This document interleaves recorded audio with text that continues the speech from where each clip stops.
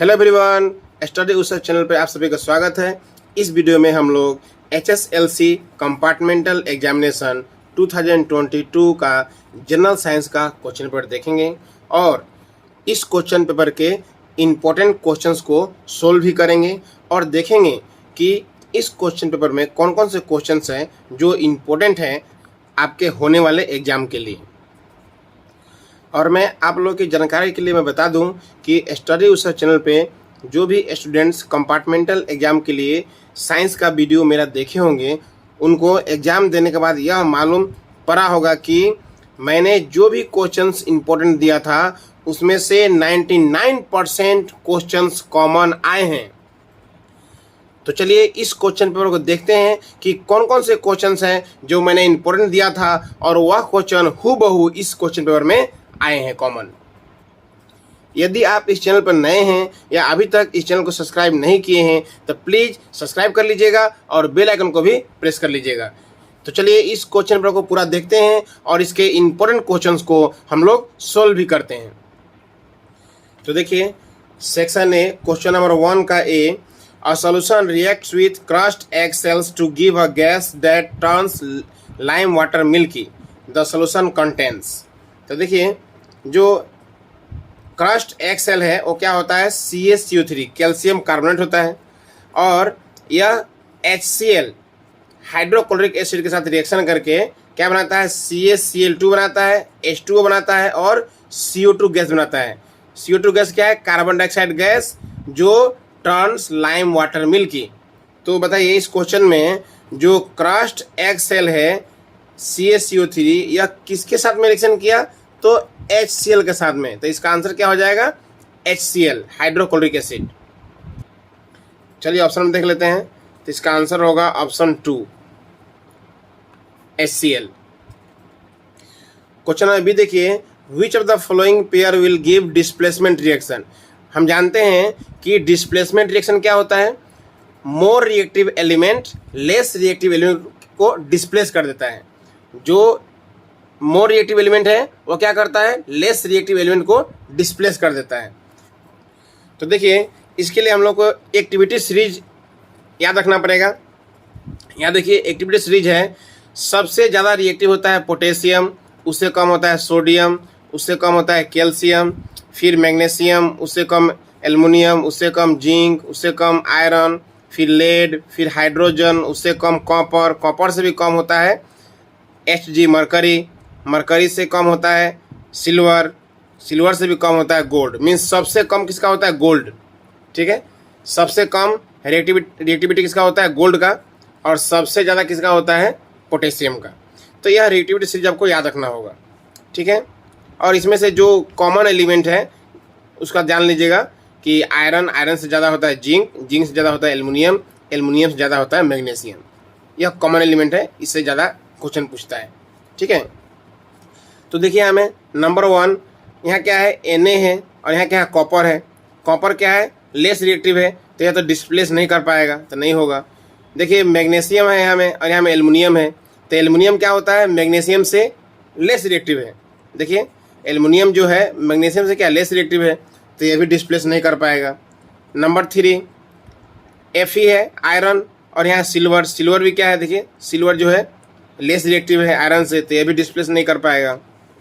Number 4 copper जो है silver से क्या है, ज़्यादा रिएक्टिव है। देखिए कॉपर ऊपर है और सिल्वर नीचे है, मीन्स कॉपर जो है, copper is more reactive than silver. तो कॉपर क्या करेगा, Ag को डिस्प्लेस कर देगा, तो यह हो जाएगा डिस्प्लेसमेंट रिएक्शन। तो इसका आंसर होगा ऑप्शन 4। क्वेश्चन नंबर सी देखिए, the triad of elements of the periodic table was discovered by. देखिए ट्रायड जो है वह किसका होता है, डोवराइनर्स ट्रायड। तो इसका आंसर हो जाएगा ऑप्शन 2 डोवराइनर्स ट्रायड। पूरा फुल नेम दिया हुआ है हमें। ओके, क्वेश्चन नंबर डी देखिए, the autotrophic mode of nutrition required. Autotrophic जो न्यूट्रिशन होता है उसके लिए क्या चाहिए, कार्बन डाइऑक्साइड भी एंड वाटर भी चाहिए, क्लोरोफिल भी चाहिए, सनलाइट भी चाहिए। तो इसका आंसर क्या हो जाएगा, ऑल ऑफ द अबव, सब चाहिए। अब देखिए क्वेश्चन नंबर ई, यह क्वेश्चन मैंने कॉमन दिया था, और इसके पहले जो इसका आंसर HCl था, हाइड्रोक्लोरिक एसिड, वह क्वेश्चन मैंने कॉमन दिया था, और इसके आगे जो डोबराइनस ट्रायड था वो भी क्वेश्चन मैंने कॉमन दिया था, ठीक है। और यह क्वेश्चन भी कॉमन दिया था मैंने। इसका आंसर होगा ऑप्शन 2, 9:3:3:1। और यह क्वेश्चन भी मैंने कॉमन दिया था, the gap between two neurons is called synapse, ठीक है। तो a synapse is connecting path between, इसका आंसर हो जाएगा option 4, axon of one neuron and dendrite of the adjacent neuron.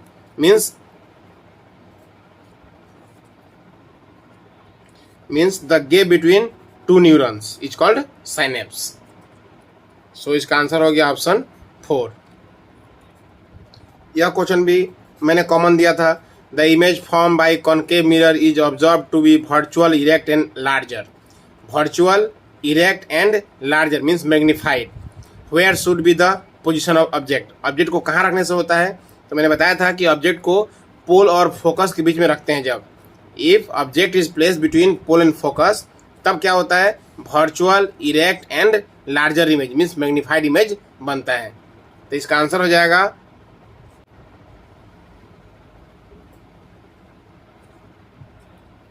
Option 4, between pole and principal focus of the mirror.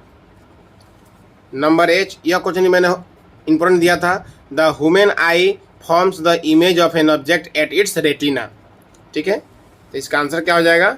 Retina होगा, option 3, retina. Next, what is the SI unit of electric power? Electric power का SI unit क्या होता है? Watt. So इसका answer हो गया watt, option 2। Which of the following is not an example of biomass energy source? यह question मैंने common दिया था। इसका आंसर होगा ऑप्शन 3, न्यूक्लियर एनर्जी। यहाँ जो ऑप्शन दिया हुआ है उसके अनुसार न्यूक्लियर एनर्जी होगा। कभी कभी क्वेश्चन में विंड एनर्जी भी देता है, तो विंड एनर्जी भी क्या होगा? राइट होगा, ठीक है। ओके, अब देखिए यहाँ से ग्रुप बी स्टार्ट हो गया। Question number 2, give an example of combination reaction. Combination reaction का एक एग्जाम्पल देना है। सिंपल है, C+O2 become CO2 means carbon oxygen से कंबाइन हो गया और CO2 बनाया, प्लस हीट, ठीक है। तो यह कॉम्बिनेशन रिएक्शन का एग्जाम्पल हो गया। मीन्स दो रिएक्टेंट कंबाइन होके एक प्रोडक्ट बनाया, तो इसको बोलते हैं कॉम्बिनेशन रिएक्शन। तो क्या होगा? Metals have shining property, this is called metallic lustre. Metal में क्या होता है? शाइनिंग प्रॉपर्टी होता है। उस शाइनिंग प्रॉपर्टी को क्या बोलते हैं हम लोग? मेटालिक लस्टर बोलते हैं। Question number 4, write the combustion reaction of carbon. Carbon का combustion reaction same, C carbon है plus O2 become CO2 plus heat, ठीक है, हीट एंड लाइट। तो यह क्या हो गया? कॉम्बसन रिएक्शन हो गया। Question number 5, what is a receptor organ? Receptor organ क्या होता है? तो रिसेप्टर ऑर्गन मीन्स ग्राही अंग, आइज, ईयर, नोज, टंग, स्किन मीन्स आँख, नाक, कान, जीभ और त्वचा, ये सब क्या है? ग्राही अंग है, ठीक है। नेक्स्ट क्वेश्चन देखिए और में क्या दिया हुआ है, how many types of receptor organs are present in our body? तो कितना हो गया? 5। There are 5 types of receptor organs are present in our body. हमारे शरीर में कितने प्रकार के ग्राही अंग हैं? तो हमारे शरीर में 5 प्रकार के ग्राही अंग हैं। क्वेश्चन 6 भी वेरी इंपॉर्टेंट है, यह मैंने इंपॉर्टेंट दिया था, कॉमन आया है। क्वेश्चन नंबर 7 देखिए, व्हाट इज क्विक लाइम? तो calcium oxide is called quick lime, इसका फॉर्मूला होता है CaO। Right a balance chemical equation of the reaction between quick lime and water, ठीक है। तो क्विक लाइम हो गया आपका CaO प्लस वाटर हो गया H2O, तो रिएक्शन क्या हो जाएगा? CaOH2, CaOH2, और CaOH2 को बोलते हैं हम लोग क्या? Slaked lime. नेक्स्ट देखिए क्वेश्चन नंबर 8, यह क्वेश्चन ही मैंने कॉमन दिया था, which gas is usually liberated when an acid react with a metal? जब एसिड मेटल से रिएक्ट करता है तो कौन सा गैस निकलता है? तो हाइड्रोजन गैस। इसका आंसर हो गया आपका हाइड्रोजन गैस। एग्जाम्पल देना है तो देख सकते हैं आप, देखिए जिंक प्लस एक एसिड लेते हैं H2SO4, ठीक है। तो यह जिंक क्या करेगा? जिंक H2 को डिस्प्लेस कर देगा तो ZnSO4 हो जाएगा, ZnSO4 plus H2। Okay, question number 9 देखिए। 9 का और यह वेरी वेरी इंपॉर्टेंट क्वेश्चन है, हमेशा आता है एग्जाम में। एरोबिक और एनारोबिक में डिफरेंस, एनारोबिक एंड एरोबिक में डिफरेंस।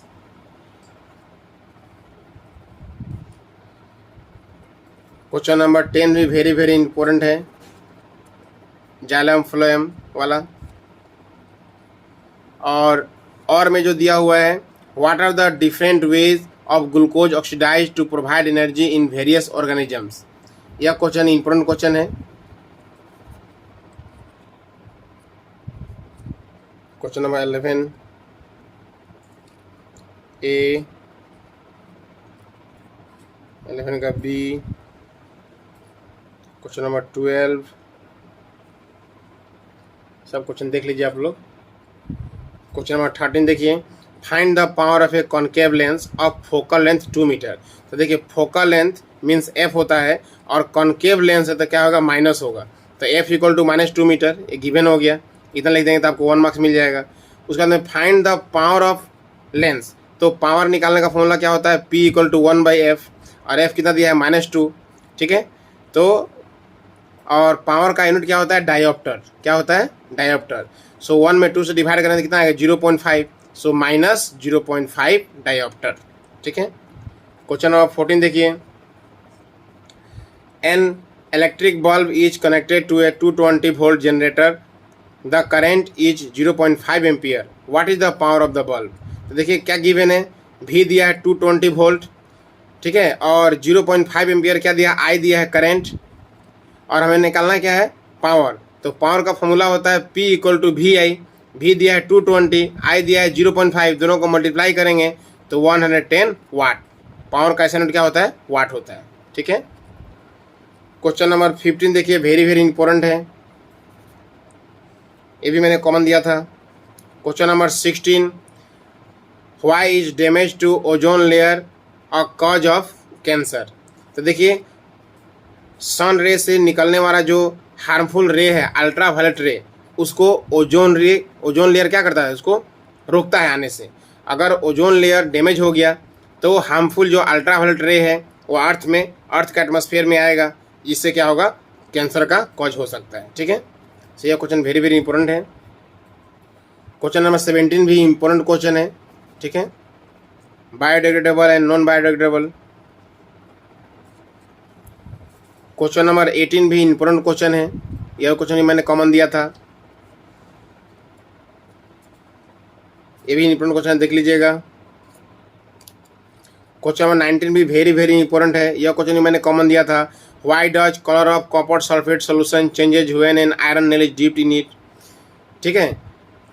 क्वेश्चन का मतलब है कि कॉपर सल्फेट में जब हम लोग आयरन नेल डिप करते हैं तो कॉपर सल्फेट सोल्यूशन का कलर चेंज क्यों होता है? क्योंकि आयरन जब रिएक्शन करता है कॉपर सल्फेट से तो क्या होता है? आयरन जो है कॉपर से मोर रिएक्टिव है, तो क्या करेगा? कॉपर को डिस्प्लेस कर देगा और बन जाएगा FeSO4 प्लस कॉपर। तो due to the formation FeSO4 formation होने के कारण the colour of copper sulphate solution changes, ठीक है। Due to the formation of FeSO4 the colour of copper sulphate solution changes. Write the chemical equation, chemical equation हो गया।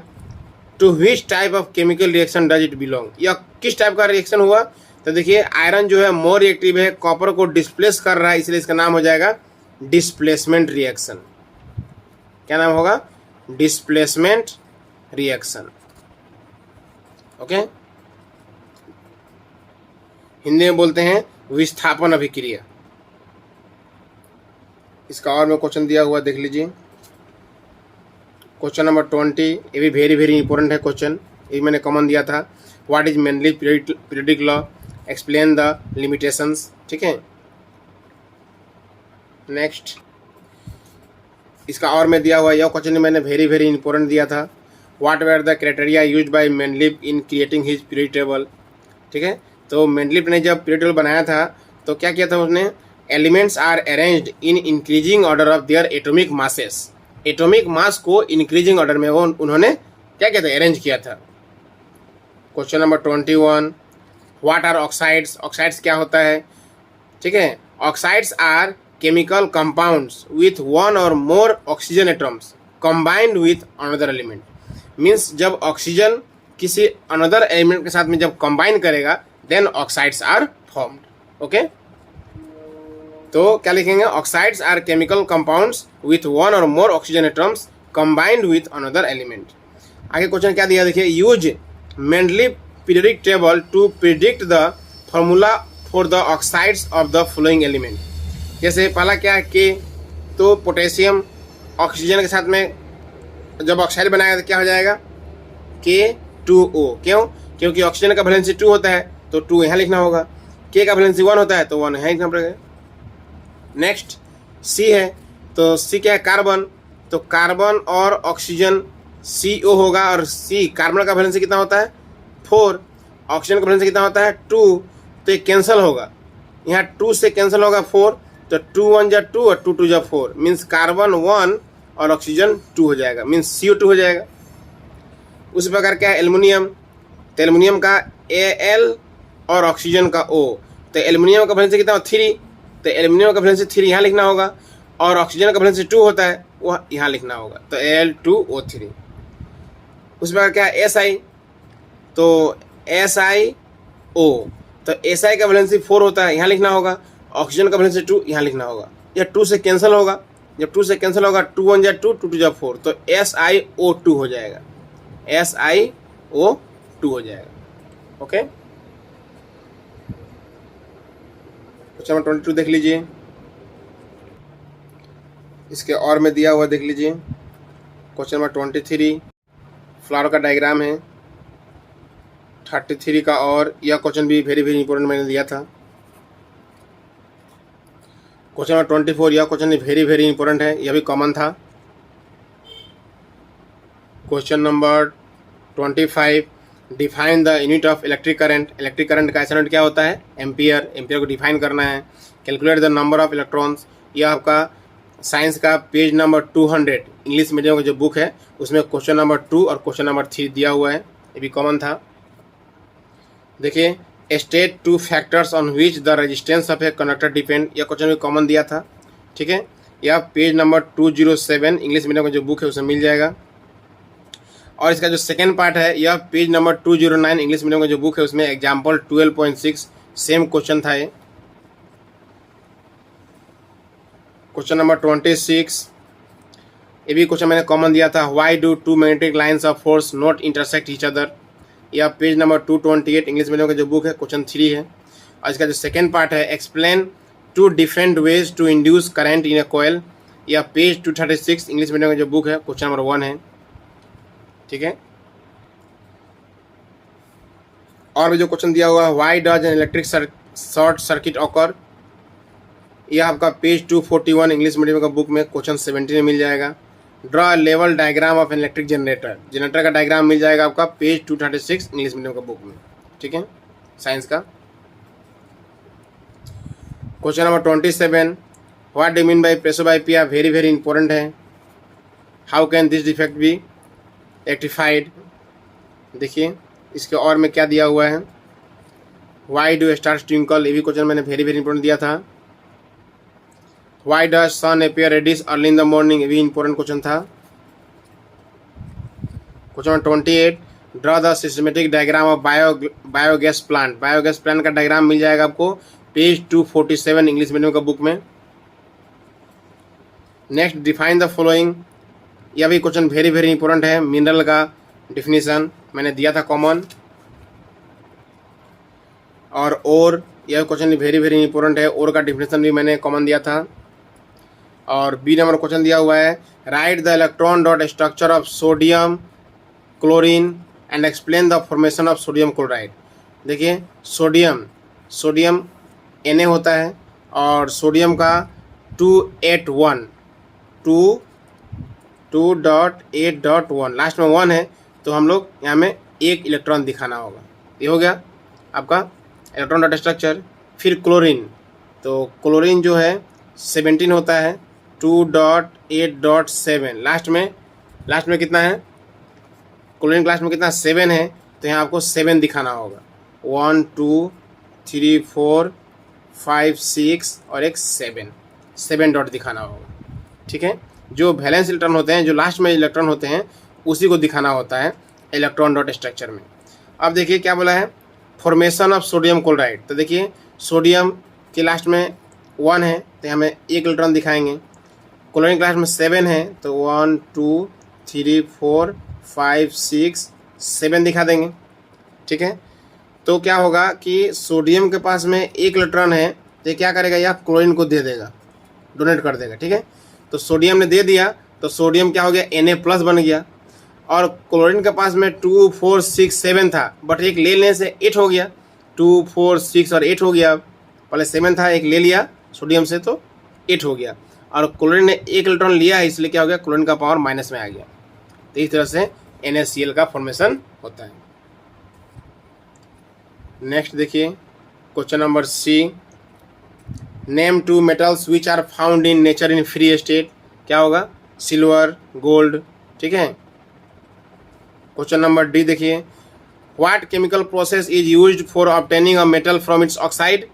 Oxide से metal प्राप्त करने के लिए कार्बन रिडक्शन प्रोसेस का यूज किया जाता है। जैसे एग्जांपल ZnO, ये मेटल ऑक्साइड है, प्लस हम लोग कार्बन यूज करेंगे तो क्या हो जाएगा, कार्बन और ऑक्सीजन मिलके C और O मिलके CO बन जाएगा और Zn क्या हो गया, प्राप्त हो गया, Zn+CO। अब देखिए 30 का ये, डिफाइन स्ट्रक्चरल आइसोमर्स।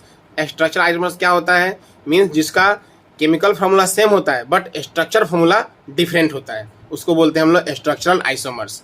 जैसे ब्यूटेन, एग्जांपल क्या हो गया आपका, ब्यूटेन। तो ब्यूटेन का केमिकल फार्मूला क्या होता है, C4H10 होता है, बट इसका स्ट्रक्चर देखा जाए तो एक नॉर्मल ब्यूटेन और दूसरा आइसोब्यूटेन होता है। ठीक है, क्वेश्चन नंबर B देखिए, right the name of following compounds. तो देखिए मिथ, ईथ है, माने इथेन है, और साथ में क्या लगा है, Br, ब्रोमीन लगा है, तो क्या होगा, इसको बोलेंगे लोग ब्रोमो इथेन, इसका नेम हो गया। दूसरा CHO होने से उसको बोलते हैं एल्डिहाइड। क्या बोलते हैं, एल्डिहाइड। तो एक होने से कार्बन मिथ, तो क्या बोलेंगे, मिथानेल, और एल्डिहाइड में लास्ट में एल जुड़ता है तो क्या हो गया है, methanal. Okay, next write the formula of the following functional group. Aldehyde का क्या होता है, CHO, ये होता है फंक्शनल ग्रुप। कार्बोक्सिलिक एसिड का होता है COOH। Next draw structure of benzene. देखिए बेंजीन का फॉर्मूला क्या होता है, तो बेंजीन का फॉर्मूला होता है C6H6। इसका स्ट्रक्चर बनाना है तो स्ट्रक्चर इसका कैसे बनेगा, रिंग जैसा बनेगा, कार्बन, यहाँ कार्बन, यहाँ कार्बन, फिर यहाँ कार्बन, यहाँ कार्बन, यहाँ कार्बन। ठीक है, 6 हो गया। और एक कार्बन का कितना होता है, 4 हैंड, तो 1 2 3 4। यहाँ भी कार्बन का 1 2 3 4, 1 2 3 4, 1 2 3 4, 1 2 3 4, 1 2 3 4। और सब में हाइड्रोजन लगा दीजिए, सब में हाइड्रोजन लगा दीजिए। तो इस तरह से क्या हो गया, यह बेंजीन का स्ट्रक्चर बन गया। ठीक है, next what is homologous series. ये वेरी वेरी इंपॉर्टेंट है, और बेंजीन का स्ट्रक्चर भी क्या है, वेरी वेरी इंपॉर्टेंट है, कॉमन क्वेश्चन था ये। डिफाइन एडिशन रिएक्शन, ये वेरी वेरी इंपॉर्टेंट क्वेश्चन है। 31 का ये देखिए, what do you mean by photosynthesis process. ये भी वेरी वेरी इंपॉर्टेंट है question. State the important chlorophyll as well as stomata, भी इंपॉर्टेंट क्वेश्चन है। What are the events that take place during photosynthesis, ये भी इंपॉर्टेंट क्वेश्चन है। ठीक है, क्वेश्चन नंबर D और में देख लीजिए, EF, यह क्वेश्चन भी इंपॉर्टेंट क्वेश्चन है। GH, क्वेश्चन नंबर देखिए 32, question number 32 very very important है। यह क्वेश्चन में मैंने कॉमन दिया था। देखिए question number 32, what is the nature of image form bye a concave mirror when the object is at infinity. Means object को जब इन्फिनिटी में रखेंगे तो कॉन्केव मिरर में जो इमेज बनेगा उसका नेचर क्या होगा। तो याद रखिएगा कि कॉन्केव मिरर में इन्फिनिटी में ऑब्जेक्ट को इन्फिनिटी में रखेंगे आप, या फोकस में रखेंगे, या सी पे रखेंगे, या बिटवीन सी एंड एफ रखेंगे, ठीक है, या बियॉन्ड 2f रखेंगे। हर केस में क्या होगा, जो नेचर होगा क्या होगा, real and inverted. Real and inverted. सिर्फ एक ही केस है बिटवीन पोल एंड फोकस। पोल और फोकस के बीच जब रखते हैं तो क्या होता है, इमेज बिहाइंड द मिरर बनता है और वर्चुअल एंड इरेक्ट बनता है। तो पोल एंड फोकस को छोड़ के बाकी सब जगह के लिए क्या होगा, रियल एंड इन्वर्टेड। तो इसका आंसर हो जाएगा the nature of image formed by concave mirror when the object is at infinity is real and inverted. ठीक है, ये हो गया। अच्छा, ये पेज 166 का इंग्लिश मीडियम का बुक में मिल जाएगा। अब देखिए आगे नंबर ए क्या बोला है, ड्रॉ अ रे diagram for the image formation by concave mirror when the object is placed between centre of curvature and focus. Means object को कहाँ रखना है, सी और एफ के बीच रखना है। यह क्वेश्चन भी मैंने कॉमन दिया था। और दूसरा देखिए क्या है, the object is placed at centre of curvature. Object को जब हम लोग सी पर रखेंगे, सेंटर ऑफ कर्वेचर रखेंगे, तो यह डायग्राम भी मैंने इंपॉर्टेंट दिया था। तो देखिए कहाँ मिलेगा, पेज 166 इंग्लिश मीडियम का जो बुक है उसमें फिगर डी वाला यह क्वेश्चन है और फिगर सी वाला यह क्वेश्चन है। देखिए यह क्वेश्चन भी आया था कि ऑब्जेक्ट अगर इन्फिनिटी में रहेगा तो इमेज बनेगा फोकस में, कैसा होगा नेचर, तो रियल एंड इन्वर्टेड। ठीक है, देख सकते हैं आप, मैंने सब क्वेश्चन इंपॉर्टेंट दिया था। और अभी क्वेश्चन कौन सा आया था कि ऑब्जेक्ट को कहाँ रखना है, बिटवीन सी एंड एफ। सी और एफ के बीच ऑब्जेक्ट रखेंगे हम लोग। जब ऑब्जेक्ट को सी और एफ के बीच रखेंगे तो इसका इमेज कहाँ बनेगा, इमेज बनेगा सी के लेफ्ट साइड में, मीन्स बियॉन्ड सी। और क्या होगा देखिए, रियल एंड इन्वर्टेड। इसका पोजीशन हो गया बियॉन्ड सी, और नेचर हो गया रियल एंड इन्वर्टेड, और साइज हो गया ऑब्जेक्ट से बड़ा है। देखिए ऑब्जेक्ट छोटा है बट इमेज क्या है, बड़ा है। ठीक है, डेट मीन्स क्या होगा, मैग्नीफाइड। एक और क्वेश्चन था ना, ऑब्जेक्ट इज प्लेस्ड एट सी। जब ऑब्जेक्ट को हम लोग सी पर रखेंगे, ये देखिए ऑब्जेक्ट है, हम सी पर रखे हैं, तो इसका इमेज भी कहाँ बनेगा, सी पे बनेगा। तो पोजीशन ऑफ इमेज क्या हो गया, एट सी। और कैसा बना नेचर, तो रियल एंड इन्वर्टेड। साइज कैसा बना, तो याद रखिएगा सी पर सेम साइज का बनता है। ठीक है, सी पे क्या बनता है, सेम साइज। जितना बड़ा ऑब्जेक्ट है उतना ही बड़ा image, same size of object. तो सी पे सेम साइज होता है, लेकिन सी से जैसे ही थोड़ा आगे जाएंगे आपका मिरर की तरफ में, सी से आगे जाएंगे मिरर की तरफ में, तो क्या होगा, इमेज मैग्नीफाइड बनेगा। लेकिन सी से अगर दूर जाएंगे तो इमेज क्या होगा, छोटा बनेगा। जैसे देखिए सी से दूर गया है हमें, मीन्स सी के लेफ्ट में रखे हैं बियॉन्ड सी, तो यहाँ में क्या होगा, इमेज छोटा बन रहा है। ओके, यहाँ देखिए सी से बहुत दूर इन्फिनिटी में रखा गया है, तो यहाँ भी इमेज क्या बना, छोटा बन रहा है। यहाँ देखिए ऑब्जेक्ट को हम सी के राइट में ले गए, सी तक तो क्या होता है सेम साइज, लेकिन सी से थोड़ा सा आगे जाएंगे मिरर के तरफ, तो जैसे आगे जाएंगे क्या होगा, इमेज बड़ा बनेगा। देखिए सी से आगे यहाँ ले गए ऑब्जेक्ट को, तो इमेज बड़ा बन गया। यहाँ पे देखिए सी से आगे ले गए ऑब्जेक्ट को, तो इमेज यहाँ ही बड़ा बनेगा। देखिए यहाँ भी देखिए सी से आगे ले गए ऑब्जेक्ट को, तो क्या इमेज यहाँ भी क्या बड़ा बन रहा है। और यही क्वेश्चन मैंने कहा था कि बाकी 1 2 3 4 5 केस 6 है हमें, तो 1 2 3 4 5 केस में रियल एंड इन्वर्टेड होता है। लेकिन ये जो 6 नंबर केस है बिटवीन पोल एंड फोकस, जब ऑब्जेक्ट को पोल और फोकस के बीच में रखते हैं तो इमेज कहाँ बनता है, बिहाइंड द मिरर, मिरर के पीछे बनता है। और वर्चुअल एंड इरेक्ट मीन्स सीधा बनता है, वर्चुअल एंड इरेक्ट। ठीक है, एंड मैग्नीफाइड। ओके, तो इस क्वेश्चन के बदला में और मैं एक क्वेश्चन दिया हुआ था, और यह क्वेश्चन आपका पेज 166 का इंग्लिश मीडियम बुक में मिल जाएगा। Right one use of concave mirror, and 168 English medium का बुक जो है उसमें कॉन्वेक्स मिरर का 1 यूज मिल जाएगा।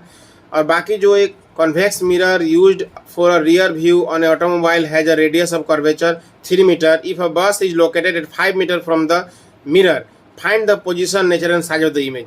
यह पेज 170 इंग्लिश मीडियम का जो बुक है एग्जाम्पल 10.1 का सेम क्वेश्चन दिया था 5 मार्क का। तो इस तरह से यह पेपर समाप्त हुआ। तो इस वीडियो में हम लोगों ने HSLC कंपार्टमेंटल एग्जामिनेशन 2022 का जनरल साइंस का आज एग्ज़ाम हुआ था, तो इस क्वेश्चन पर हम लोगों ने एनालिसिस किया और इन क्वेश्चन का कुछ आंसर भी देखा। अगर इस क्वेश्चन पेपर का फुल सोल्यूशन चाहिए तो प्लीज़ कमेंट कीजिएगा, मैं इस क्वेश्चन पेपर को फुल सोल्व भी करा दूंगा। तो आई होप यह वीडियो आप लोग के लिए यूजफुल होगा। तो आप लोगों की जानकारी के लिए मैं बता दूं कि स्टडी उषा चैनल पर मैथ्स एंड साइंस का बहुत सारे क्वेश्चन पेपर सोल्व कराए गए हैं।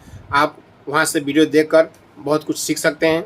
और साथ ही क्लास 9th और 10th का मैथ्स एंड साइंस का क्लासेस यहाँ कराया जाएगा। सो अभी तक इस चैनल को सब्सक्राइब नहीं किए हैं तो प्लीज़ सब्सक्राइब कर लीजिएगा और बेल आइकन को भी प्रेस कर लीजिएगा। तो इस वीडियो में इतना ही, फिर मिलते हैं अगले वीडियो में। Thank you.